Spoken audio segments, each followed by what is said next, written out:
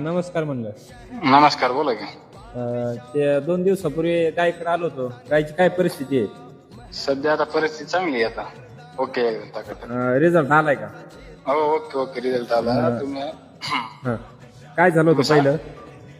काय झालं तर पहिलं पोट फुगलं होतं. हा मग एक दीड दिवस गेला आमचा. हा मग दीड दिवस गेला तरी काय रिकवर झाली नाही बरं हा. का. मग मी फेसबुकवर नंबर घेतला, तुम्हाला कॉल केला, तुम्ही म्हणजे येतो म्हणले. हा मग मी म्हणलं ऑपरेशन प्रिपरेशन काय करावं लागतंय का, तर तुम्ही म्हणजे नाही करायची गरज नाही, परिस्थिती बघून आपण बघू म्हणले. हा मग तुम्ही आले रात्रीच्या 1:30 वाजता आले आता फोटो. हा.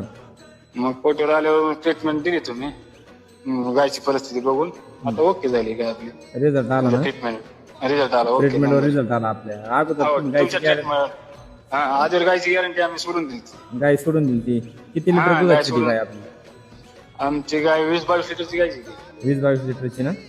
हो हो. हा ना, मग ते एवढ्या लांब आल्याशी रिझल्ट आलाय का नाही म्हणलं बघा फोन करून. रिझल्ट आला. आला ना 100%.